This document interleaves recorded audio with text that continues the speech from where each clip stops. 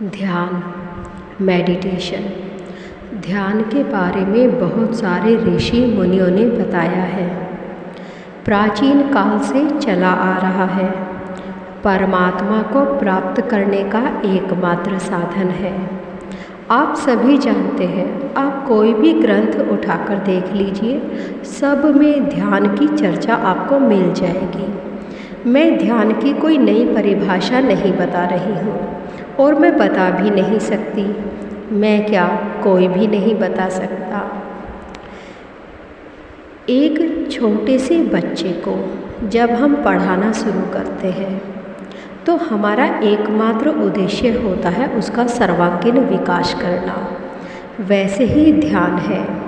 ध्यान का भी एकमात्र उद्देश्य है कि आपने अपनी जो जन्म जन्मांतर की यात्रा की है, आप उसी को माध्यम बनाते हुए अपने इस जन्म को सार्थक करें और हर वो प्रयत्न करें जिससे आप अपने मन को भी और दूसरों के मन को भी परमात्मा से जोड़ सकें। देखिए, ध्यान की कोई नई परिभाषा इसलिए नहीं बताई जा सकती क्योंकि ये कोई नया है ही नहीं। वही है जिसे हम जन्म जन्मांतर से जानते हैं। हम परमात्मा से ही निकले हैं और वापस परमात्मा में ही मिलना है। हम जानते हैं हमारी आत्मा उस ज्ञान से परिपूर्ण है। मैं यदि कोई नई परिभाषा बताती भी हूँ तो वो गलत हो जाएगा। जब एक छोटे बच्चे को हम पढ़ाते हैं तो हमारा उद्देश्य केवल इतना ही होता है कि जब हम उसे पढ़ाएं ए फॉर एप्पल, मैं इसके तरीक़ों में तो बदलाव कर सकती हूँ। इसके लिए ऑडियो, वीडियो, विजुअल प्रोडक्ट्स कुछ भी यूज़ कर सकती हूँ, लेकिन उस बेस को नहीं बदल सकती। मैं शब्दों में हेर फेर कर सकती हूँ, लेकिन जो वास्तविकता है वो तो वही रहेगी और वैसे ही आपको स्वीकार भी कर लेनी चाहिए। जब आपके मन में ध्यान को जानने की इच्छा पैदा होती है तब आप मानसिक रूप से इतने तैयार होते हैं कि आप गुरु के बताए हुए शब्दों को आत्मसात कर लें। कोई ज़रूरत नहीं है कि मैं स्पेशल वीडियो बनाऊं, उसी के थ्रू आपको समझाऊं। जब आप ध्यान की गहराइयों में डूबेंगे तो आप साक्षात वो सब कुछ देखेंगे जो आप जानना चाहते हैं, और ये जानने के लिए ही आपने इतने जन्म लिए हैं। आपकी आत्मा ज्ञान से परिपूर्ण है।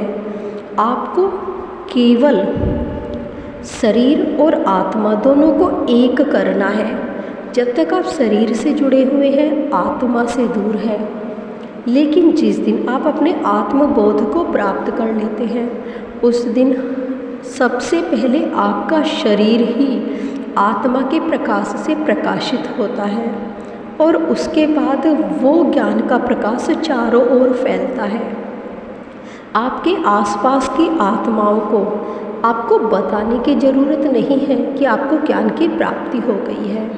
वो स्वयं ही जान लेंगे। जब भी वो आपसे मिलेंगे तो उन्हें एक असीम शांति प्राप्त होगी जिसे शब्दों में नहीं बताया जा सकता। ध्यान की यात्रा एक आंतरिक यात्रा है।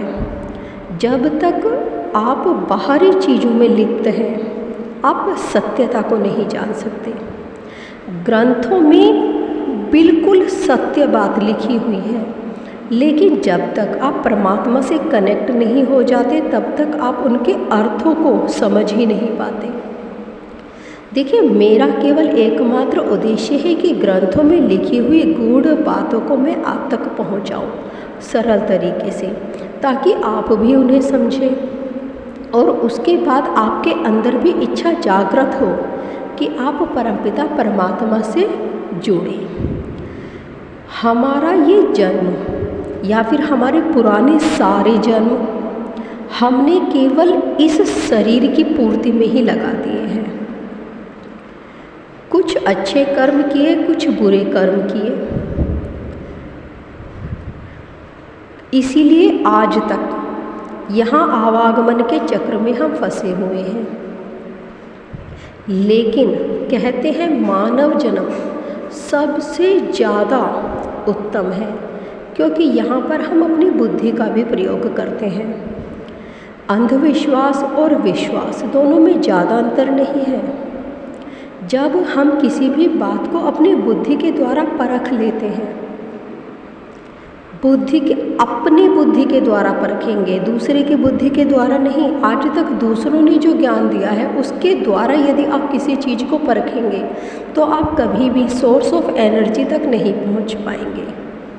लेकिन जब आप ध्यान में जुड़ते हैं तो आप अपनी आत्मा के प्रकाश से प्रकाशित होते हैं। आपके अंदर वो शक्ति जागृत होती है जिसे आप वास्तव में बुद्धि कह सकते हैं। वो दूसरों की दी हुई नहीं है, वो आपकी अपनी है।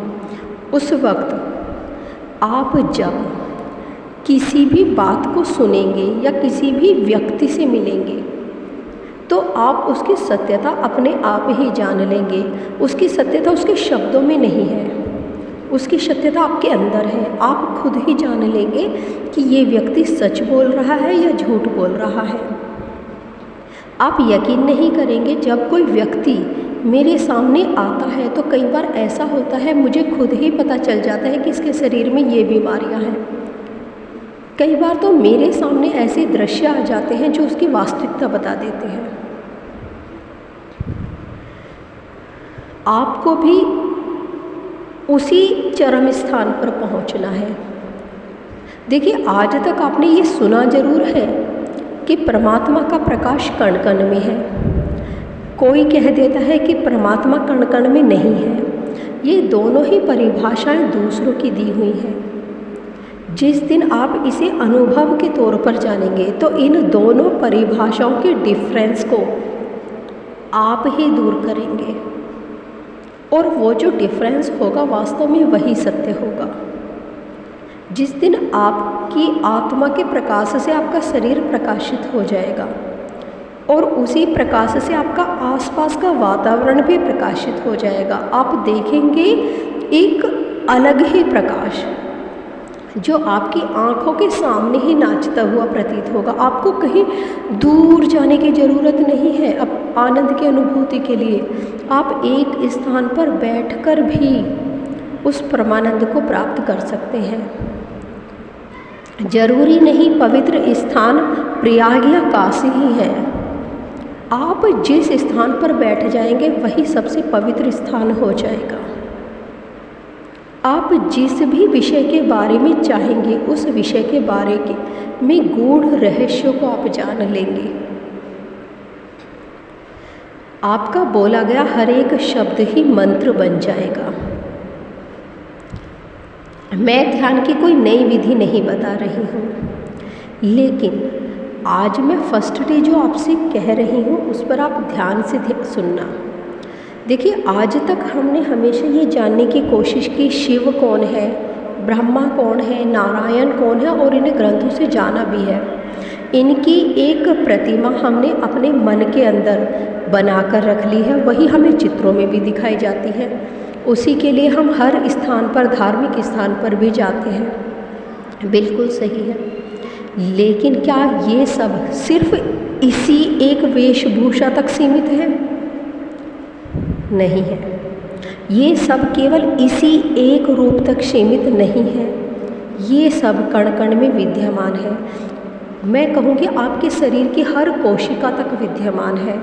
देखिए, आपकी एक कोशिका निर्मित होती है, अपना कार्य करती है और उसके बाद में उसका विनाश हो जाता है। ये प्रक्रिया हर जगह चल रही है, इसी को हम गॉड कह देते हैं। ये तो बस हमने इन्हें एक प्रतिरूप दे दिया कि ये इस तरह से दिखाई देते हैं। मुझे स्वयं भगवान शिव ने अपने जाने कितने रूप दिखा दिए हैं, भगवान श्री हरि नारायण ने जाने कितने रूप दिखा दिए हैं। उन्हीं रूपों तक आपको पहुंचना है। अभी सबसे पहला कार्य आपको इनके रूप को देखना नहीं है। जब आप ध्यान करेंगे तो आपका सबसे डे 1 का कार्य है कि आप अपने आप को इतना शांत करें कि आपके अंदर जो विचार उठ रहे हैं वो शांत हो जाएं धीरे धीरे धीरे धीरे धीरे धीरे। जैसे आपने घड़ी का पेंडुलम देखा है ना, और वो घूमता रहता है, वैसे ही आपके विचार है, आपकी नाड़ियाँ हैं जो कभी भूतकाल और भविष्यकाल में घूमती रहती हैं। वैसे ही आपके विचार हैं, कभी खुशी और कभी गम में घूमते रहते हैं। तो आपको D1 में क्या करना है, इस जो विचलन हो रहा है, जो गति हो रही है, इस गति को ही रोकना है। हम जब भी किसी दृश्य को देखते हैं तो हमारी दृष्टि गति करती है। वास्तव में इस पृथ्वी पर हर चीज़ गति कर रही है, लेकिन हमें इसी गति से बाहर जाना है। जब हम इस गति से बाहर जाएंगे, यानी स्थिरता में पहुँचेंगे, तब आप ध्यान की गहराइयों में पहुँचेंगे। तो फर्स्ट डे आप ऐसा आसन लीजिए जो आपके लिए बिल्कुल आरामदायक हो। आप चाहे तो लेट भी सकते हैं, लेकिन यदि आप लेट कर करेंगे तो आप सो जाएंगे। आप कोशिश करेंगे कि नहीं मैं नहीं लेटूंगा, फिर भी आप सो जाएंगे और उस वक्त आपके स्वप्न शुरू हो जाएंगे। तो इसलिए कोशिश करिए कि आप ना लेटिए, आप बैठकर करिए। उत्तम हो तो आप धरती पर बैठकर करिए, लेकिन यदि आपको परेशानी हो रही है तो आप बिस्तर पर भी बैठ सकते हैं, सोफे पर भी बैठ सकते हैं। आप जो भी आसन लें, आराम से, बिल्कुल आरामदायक। आपका ध्यान आपके शरीर पर नहीं होना चाहिए कि मेरा पैर उठा रहा हूँ या रख रहा हूँ, फैला रहा हूँ, कभी कंधों में दर्द हो रहा है, नहीं। चाहे एक पल के लिए ध्यान लगे, लेकिन उस वक्त आपका ध्यान आपके शरीर पर नहीं होना चाहिए। फिर जब आप आराम से बैठेंगे तो धीरे धीरे अपने मन को चारों ओर से हटाइए। अब धीरे धीरे अपना सारा ध्यान अपनी श्वास पर ले आइए और श्वास को ही ध्यान दीजिए। आपको श्वास को नियंत्रित नहीं करना है। श्वास आपके हिसाब से ना ही चल रही है, ना ही रुक रही है। आपको श्वास के हिसाब से चलना है, श्वास को आपके हिसाब से नहीं चलना है। अपने मन में इस बात को छोड़ दीजिए कि आपको किसके दर्शन करने हैं। कोई दर्शन नहीं करने हैं, क्योंकि यदि आप ये तय करते हैं कि परमात्मा मुझे इस रूप में दर्शन दें, तो वो दर्शन ही सबसे पहले आपसे दूर जाएगा। आप ये बात भी परमात्मा पर ही छोड़ दीजिए कि वो किस रूप में आपको दर्शन देना चाहते हैं। धीरे धीरे धीरे धीरे केवल श्वास की गति करते चले जाइए और अब कल्पना कीजिए एक प्रकाश स्रोत की। उसे आकृति मत दीजिए कि वो गोल है, चकोर है, त्रिकोणाकार है, केवल प्रकाश है। और वो प्रकाश जो चाहे शेप ले सकता है, इसलिए उस शेप को भी आप डिफाइन मत करिए। और उस प्रकाश की एक किरण धीरे धीरे आपके सारे शरीर को प्रकाशमान करती चली जा रही है। धीरे धीरे अपने सारे शरीर पर ध्यान दीजिए, ऊपर से नीचे की ओर धीरे धीरे। देखिए, यदि मैं कराती हूँ तो उसके लिए टाइम बहुत लगेगा। उसके लिए ज़रूरी है कि आप मेरे साथ लाइव कनेक्ट हों। इसलिए यदि आप करना चाहते हैं तो धीरे धीरे धीरे धीरे ऊपर से नीचे की ओर उस प्रकाश से अपने शरीर के अंगों को बिल्कुल प्रकाशित होने दीजिए। और जब पूरा शरीर नीचे से ऊपर तक प्रकाशित हो जाएगा, तब अपने शरीर को उस रूप में मत देखिए जिसमें आप अपने शरीर को आईने में देखते हैं। केवल प्रकाश स्वरूप में देखिए कि आप उस पूरे प्रकाश से नहा चुके हैं। वो पूरा प्रकाश आपको प्रकाशित कर रहा है, अंदर से भी बाहर से भी। और इस चीज़ को अनुभव करिए। 5 मिनट के लिए, 10 मिनट के लिए, 15 मिनट के लिए, जितने टाइम के लिए आप करना चाहते हैं। और फिर परमात्मा का धन्यवाद करिए, उस प्रकाश का धन्यवाद करिए। इस क्रिया को आप 1 हफ्ता करिए और इस बीच में आपको जो अनुभव प्राप्त होते हैं वो आप मुझे कमेंट करके लिखिए। आप चाहे तो मुझे गुप्त तौर पर भी कमेंट कर सकते हैं और यदि मेडिटेशन की ये यात्रा आप मेरे साथ करना चाहते हैं तो उसके लिए नीचे लिखे हुए व्हाट्सएप नंबर पर संपर्क करें। अभी 1 सप्ताह के लिए आपको केवल इतना करना है। चाहे आप किसी भी धर्म से संबंधित हो, किसी भी आराध्य को मानते हो, 1 सप्ताह, केवल 1 सप्ताह उसे प्रकाश रूप में अपने अंदर प्रकाशित होने दीजिए। इस 1 सप्ताह में आपके शरीर के बहुत सारे रोग दूर हो जाएंगे। किसी मंत्र का जाप नहीं करना है, किसी भी आराध्य को स्मरण नहीं करना है। अब बात उस आराध्य पर छोड़ दीजिए कि वो आपको किस रूप में दर्शन देना चाहते हैं, आपसे कौन सा मंत्र करवाना चाहते हैं। आपको मेरी ये वीडियो कैसी लगी मुझे ज़रूर बताइए। और आपके जीवन की कोई भी समस्या हो, चाहे वो पति पत्नी के बीच की हो, बच्चों के बीच की हो, घर के वातावरण की हो, चाहे कोई भी हो, आप निसंकोच होकर मुझसे पूछ सकते हैं। मेरे व्हाट्सएप नंबर पर संपर्क कीजिए और यदि परमपिता परमात्मा की इच्छा होगी तो वो परेशानी चुटकियों में सॉल्व हो जाएगी। धन्यवाद।